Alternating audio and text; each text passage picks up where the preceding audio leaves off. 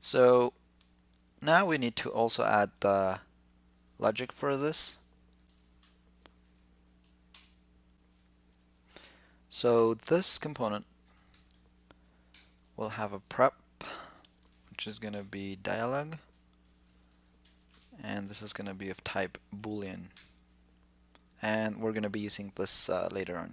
Okay, for now let's keep it there, and then let's start by initializing some of the data.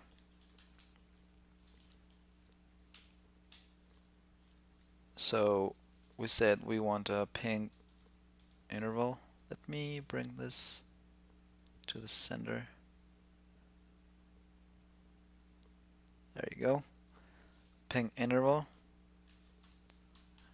Also the should notify. And finally the should play sound. So we initialize this so that the component can know where to bind all those V models, right? Cool. Alright, let's now add a computed property, which is going to be the close property. And we're going to be using events here. Emit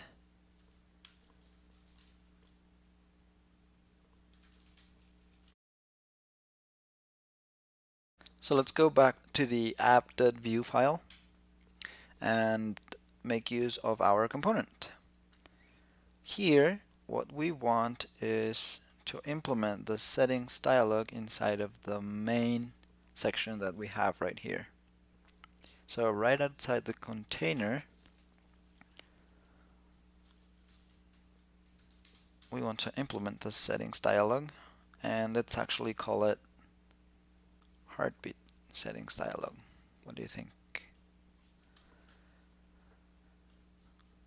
Okay, and remember we had a dialog prop there.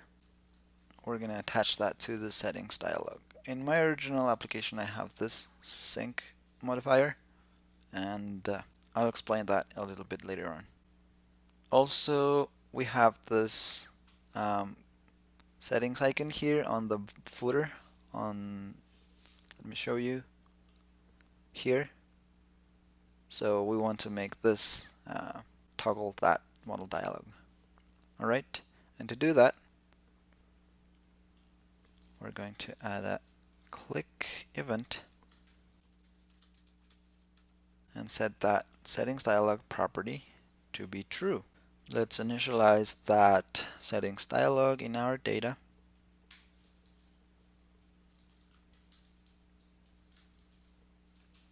To be false. It's fine if we open up Heartbeat and the dialog is closed. Alright. And now let's make use of the actual component. And we do that by importing. Let's import it as HB settings dialog components settings dialog dot view and register that component here.